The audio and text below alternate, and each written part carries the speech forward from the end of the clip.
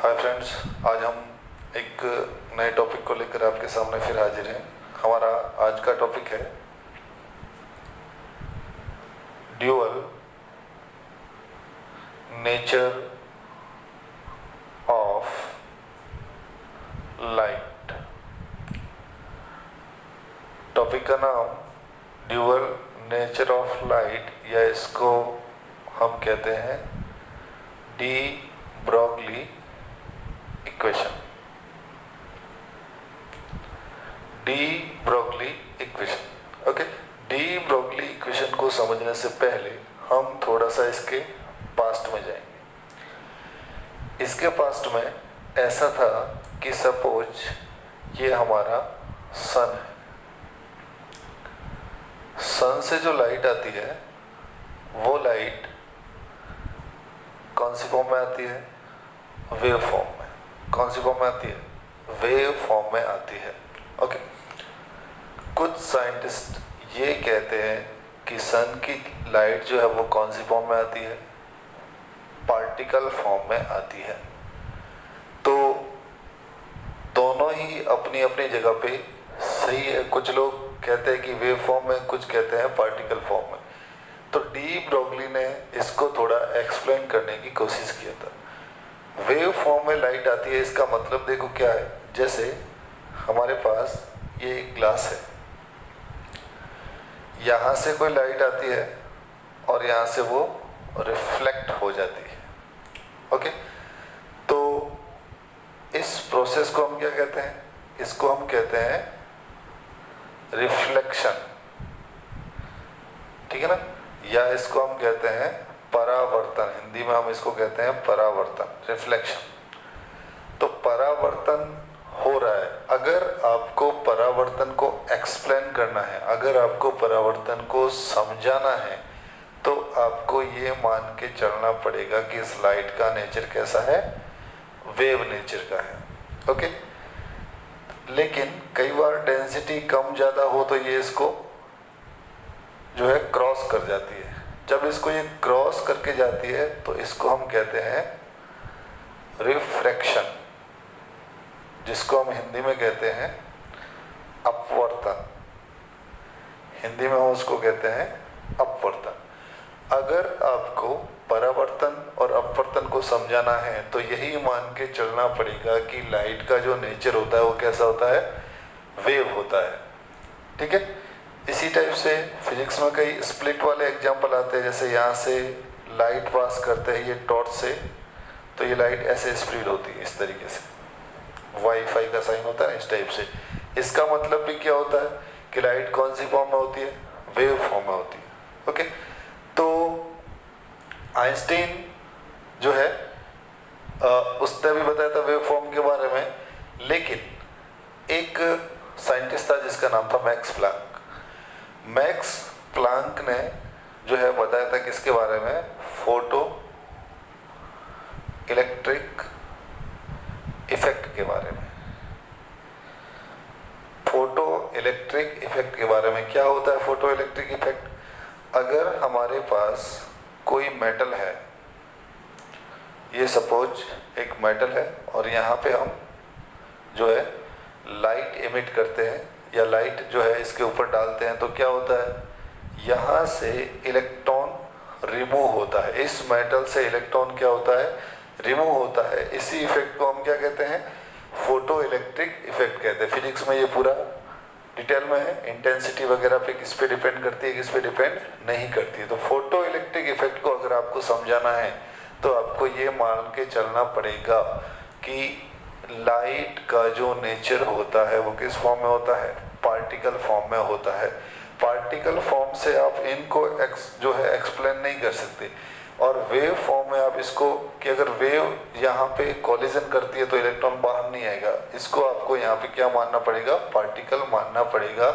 और यहाँ पे आपको क्या शो करना पड़ेगा? वेव शो करना पड़ेगा। ओके, तो दोनों ही अपनी अपनी जगह पे सही है। डी ब्रोगली ने दोनों को मिक्सअप किया था।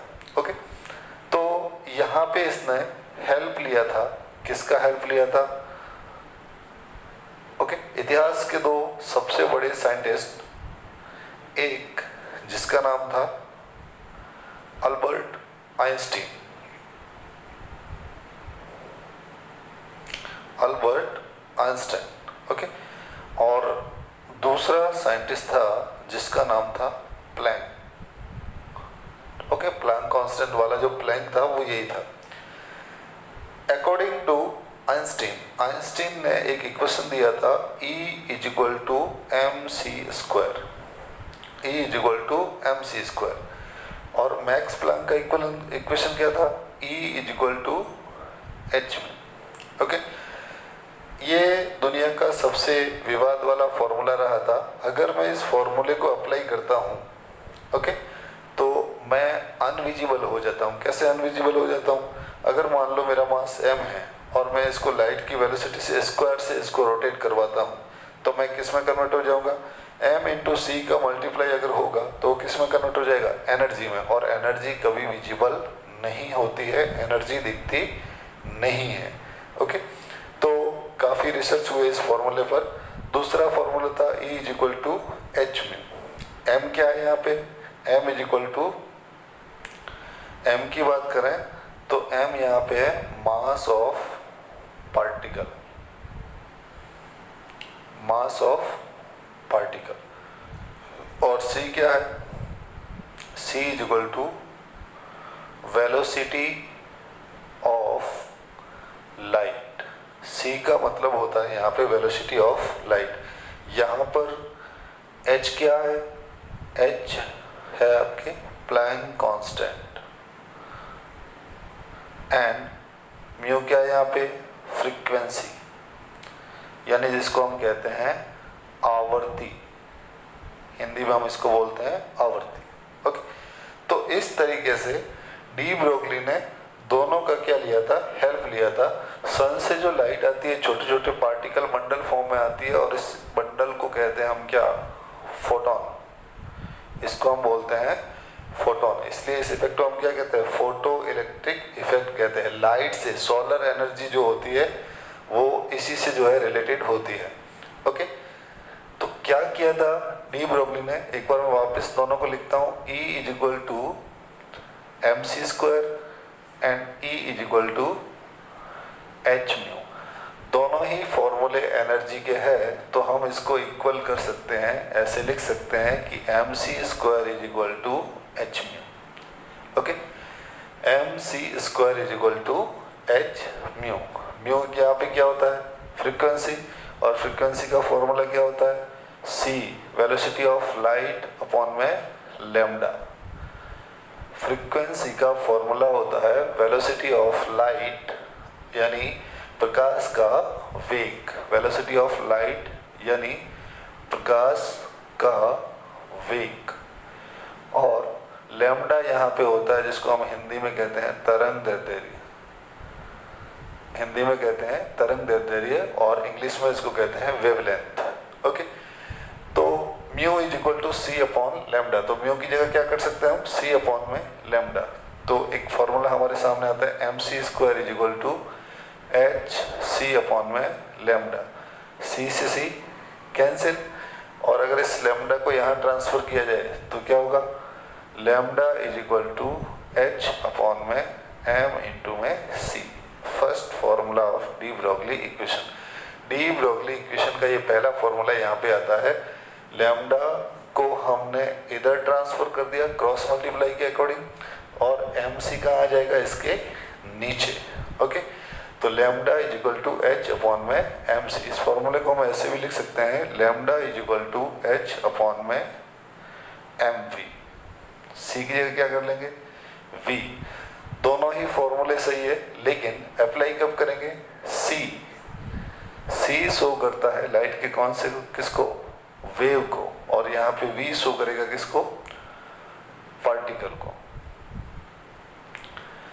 जो साइंटिस्ट वेव को सपोर्ट करते थे, ओके, जो पार्टिकल को सपोर्ट करते थे, डी ब्रोगली ने दोनों को मिक्स करके एक नया फॉर्मूला दिया कि आप दोनों सही हो, ठीक है। जो वेव मानते हैं वो भी सही है, जो पार्टिकल मानते हैं वो भी सही है, क्योंकि एक्सपेरिमेंटली दोनों से ही प्रूव हो सकता है। तो लैम्डा = h/mv, ओके। फिजिक्स के अंदर एक टर्म आता है जिसको हम कहते हैं मोमेंटम। मोमेंटम को हिंदी में कहते हैं संवेग। मोमेंटम को हिंदी में कहा जाता है संवेग। संवेग को रिप्रेजेंट करते हैं हम P से, और P का फॉर्मूला होता है P is equal to mv। P is equal to m यानी मास और v यानी वेलोसिटी। क्या है ये? mv। ये भी क्या है? mv। तो mv की जगह क्या कर सकते हैं? p। तो नया फॉर्मूला हमारे पास आता है lambda is equal to h by P. Lambda is equal to h by पी। यहाँ पर देखो, इसी इक्वेशन को हम क्या कहते हैं? इसी इक्वेशन को हम डी ब्रोगली इक्वेशन कहते हैं। इस इक्वेशन को कहा जाता है डी ब्रोगली इक्वेशन कहा जाता है। ठीक है, तो कितना फॉर्मूला देखो आया? नंबर 1, ये नंबर 2 और ये नंबर 3। 3 फॉर्मूले अभी तक यहाँ पे आ चुके हैं। कई बार एग्जाम में आता है कि कौन सा फॉर्मूला डी ब्रोगली के अकॉर्डिंग करेक्ट है। तो करेक्ट, ये भी करेक्ट है, ये भी करेक्ट है और ये भी करेक्ट है। एक फॉर्मूला और आएगा, देखो, किसी भी पार्टिकल की kinetic energy, kinetic energy, kinetic energy को हम कहते हैं गतिज ऊर्जा। क्या बोलते हैं? गतिज ऊर्जा। गतिज ऊर्जा का मतलब होता है गति के कारण ऊर्जा। ये डस्टर है, स्टेबल है, कहीं पे पड़ा है तो इसके पास कोई एनर्जी नहीं है, लेकिन अगर ये कहीं से ऐसे मोशन कर रहा है तो इसका मतलब इसके पास एनर्जी है। पंखा चल रहा है तो इसके पास एनर्जी है, लेकिन अगर बंद है, हम हाथ लगाए कुछ नहीं होता है, लेकिन चलते हुए पंखे पर अगर हाथ लगा दे तो चोट लगती है। क्यों? क्योंकि उस पंखे के पास अब कौन सी एनर्जी है? गतिज एनर्जी, यानी काइनेटिक एनर्जी या गतिज ऊर्जा उसके पास है। अगर मान लो रास्ते पे कोई गाड़ी ऐसे खड़ी है और आपने इसको टच कर लिया, कोई बात नहीं, कर लिया तो कर लिया, लेकिन वो अगर 100 की स्पीड से जा रही है और आपने बीच में हाथ दे दिया तो आपका हाथ उसके साथ ही जाएगा। क्यों जाएगा? क्योंकि उसके पास बहुत ज़्यादा काइनेटिक एनर्जी है। ओके, तो काइनेटिक एनर्जी का फॉर्मूला क्या होता है? काइनेटिक एनर्जी का फॉर्मूला होता है half mv square. Kinetic energy depend करती है वेलोसिटी पे। अगर मुझे इस डस्टर को दूर फेंकना है तो मुझे क्या करना पड़ेगा? इसको पीछे ले जाना पड़ेगा, ताकि वेलोसिटी मैक्सिमम होगी तभी काइनेटिक एनर्जी क्या होगी? मैक्सिमम होगी। नहीं तो हम किसी को मारते हैं तो ऐसे नहीं मारते हैं, पहले ऐसे हाथ करते हैं। क्यों करते हैं? क्योंकि वेलोसिटी बढ़ानी पड़ेगी। ओके, अगर पार्टिकल का मास कम है, मेरे पास छोटा सा पत्थर है, उसको मैं अगर किसी को मारूं तो क्या होगा? कुछ नहीं होगा। लेकिन वही बड़ा पत्थर है, मास ज़्यादा है, तो काइनेटिक एनर्जी भी क्या होगी? ज़्यादा होती है। बंदूक की जो गोली होती है उसका मास तो कम होता है, लेकिन वेलोसिटी उसकी क्या होती है? बहुत ही ज़्यादा होती है। तो kinetic energy half mv square, इसको हम ऐसे भी लिख सकते हैं mv स्क्वायर बाई 2। दोनों एक ही पैटर्न है। ओके, कैसे भी लिखो। और काइनेटिक एनर्जी को शॉर्ट में हम क्या लिखते हैं? ke, kinetic energy. तो kinetic energy is equal to mv square upon में 2। यहाँ पर अगर मैं v का फॉर्मूला फाइंड करता हूँ, या चलो पहले v स्क्वायर निकालते हैं। v square is equal to क्या आएगा? 2ke by m। v square is equal to 2ke by m। Cross multiply करो, m भी इधर आ जाएगा, ke इधर चला जाएगा, v को यहीं पर रखेंगे तो m इसके नीचे आ जाएगा। अकॉर्डिंग टू मैथमेटिक्स, अगर मुझे यहाँ पे स्क्वायर हटाना है तो इस पूरे के ऊपर क्या आ जाएगा? रूट आ जाएगा, 2ke बाई m। ठीक है, 2ke बाई m। ओके, इसी तरीके से देखो, अब यहाँ पे क्या आ गया? v। इस v को हम यहाँ पर पुट कर सकते हैं। तो देखो क्या होगा? Lambda is equal to h upon में m, ओके, इनटू में v। वापस मैं एक बार पूरा लिखता हूँ। Lambda is equal to h upon में m। अब v की जगह क्या लिख सकते हैं? Root 2ke by m, root 2ke by m। तो क्या होगा? यहाँ पे थोड़ा मैथ्स यूज में आएगा। m को अगर मेरे पास 2 है तो 2 को मैं लिख सकता हूँ √2 इंटू में √2। अगर मेरे पास 2 है तो 2 को मैं क्या लिख सकता हूँ √2 इंटू में √2। अगर मेरे पास m है तो मैं इसको क्या लिख सकता हूँ √m इंटू में √m। कर सकते हैं ऐसे, किसी भी क्वांटिटी को आप 2 बार रूट में लिख सकते हो। जब इसको सॉल्व करोगे तो क्या होगा √2 इंटू √2 √4। √4 की वैल्यू क्या होती है 2 ही होती है। यहाँ पे क्या होगा, तो इधर भी m है तो m को हम क्या कर सकते हैं √m इंटू में √m। तो एक √m से √m कहाँ हो जाएगा, कैंसिल हो जाएगा। तो क्या आएगा lambda is equal to h upon में 2ke इंटू में m। ये फॉर्मूला नंबर 4।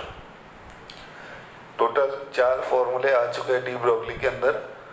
तो लास्ट फॉर्मूला हमारे पास है lambda is equal to h by √2ke m। अब यहाँ पे देखो एक बार थोड़ा वापस देखते हैं। कुछ लोग कहते हैं कि ये पार्टिकल की फॉर्म में होता है, लेकिन कुछ कहते हैं वेव की फॉर्म में होता है। इससे पहले वाली क्लास में हमने एक इक्वेशन पढ़ा था जिसको हम कहते हैं श्रोडिंगर वेव इक्वेशन। तो श्रोडिंगर ने क्या बोला था, तो पहले अगर बोर की बात करें तो बोर ने तो ऐसा बोला था कि इलेक्ट्रॉन न्यूक्लियस के चारों ओर क्या करता है सर्कुलर मोशन करता है। सोमरफेल्ड ने कहा सर्कुलर मोशन नहीं करता है, वह एक कंडीशन होती है। लेकिन इसने बोला कि सर्कुलर एक कंडीशन, वो ऐसे भी मोशन कर सकता है इस टाइप से भी। उसके बाद एक साइंटिस्ट था श्रोडिंगर, बोर ने तो बोला था कि इसी पाथ में सर्कुलर मोशन करेगा। लेकिन श्रोडिंगर ने बताया था कि इलेक्ट्रॉन न्यूक्लियस के चारों ओर वेव फॉर्म में जो है 3D, अगर 3D है तो इसका मतलब क्या है, कौन सी फॉर्म में जा रहा है, वो वेव फॉर्म में सर्कुलर मोशन करेगा। तो न्यूक्लियस के चारों ओर इलेक्ट्रॉन का जो मोशन होता है वो कैसा होता है, वेव फॉर्म में होता है। अब अगर वेव फॉर्म में है तो डी ब्रोगली फॉर्मूले से हमें उसको एक्सप्लेन करना पड़ेगा। अगर वेव है तो उसका वेवलेंथ होगा, अगर वेव है तो उसका वेवलेंथ होगा। वेवलेंथ क्या होता है, जैसे ये वेव ऐसे मोशन करती है इस तरीके से, ऐसे है ना। तो ये और ये जो डिस्टेंस है इसको हम क्या कहते हैं लैम्डा।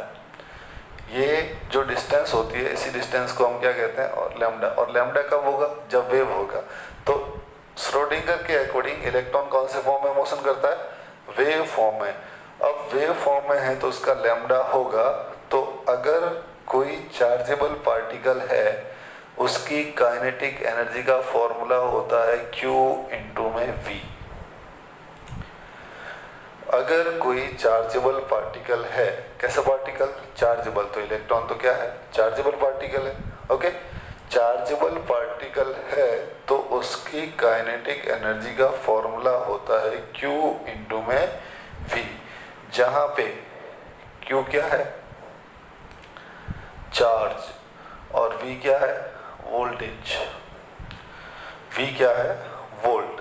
तो इस फॉर्मूले को मैं एक नए फॉर्मूले की फॉर्म में लिख सकता हूँ lambda is equal to h upon में √2kQ इंटू में V। ये फॉर्मूला नंबर 5। टोटल 5 फॉर्मूले हमारे इसके अंदर डी ब्रोगली इक्वेशन के अंदर आते हैं। देखो न्यूमेरिकल कहीं से भी आ सकता है। ओके, सबसे पहला अगर आपको वेलोसिटी ऑफ लाइट दी है तो आप ऐसे वेवलेंथ फाइंड करोगे। अगर आपको पार्टिकल फॉर्म में लेना है कि v जो है उसका वेलोसिटी इंटू में m, तो आप लैम्डा फाइंड कर सकते हो। लेकिन अगर आपको पार्टिकल का मोमेंटम देके रखा है यानी m इंटू में v देके रखा है तो भी आप उसका लैम्डा फाइंड कर सकते हो। अगर आपको काइनेटिक एनर्जी देके रखी है तो भी आप उसका लैम्डा निकाल सकते हो। लेकिन चार्जेबल पार्टिकल है तो भी आप उसका लैम्डा निकाल सकते हो। जैसे अगर 100 वोल्ट दिया जाए 100 वोल्ट तो क्या करोगे लैम्डा h क्या होता है प्लैंक कांस्टेंट 6.626 इंटू 10⁻³ 2, ठीक है, सॉरी यहाँ पे m आएगा, ठीक है ना। तो 2m इंटू में QV। ओके, काइनेटिक एनर्जी की जगह हमने क्या रख दिया है, क्यू वी रख दिया है। तो इस तरीके से टोटल 5 फॉर्मूले से आप इसके जो है लैम्डा फाइंड कर सकते हो। तो ये कंप्लीट डी ब्रोगली का इक्वेशन है जो रिप्रेजेंट करता है किसको, ड्यूअल नेचर ऑफ लाइट को। वेव भी होता है और पार्टिकल भी होता है। ओके, तो इस तरीके से कंप्लीट जो है ये कौन सी equation, de Broglie equation. Okay, इससे रिलेटेड अगर कोई डाउट हो तो मुझे प्लीज़ नीचे कमेंट बॉक्स में कमेंट करिएगा और मेरे चैनल को ज़्यादा से ज़्यादा सब्सक्राइब करिएगा, ताकि जो लोग पढ़ना चाह रहे हैं और जिनको अभी जो है अवेलेबल नहीं है कुछ सुविधाएं, वो जो है यूट्यूब के माध्यम से पढ़ सके।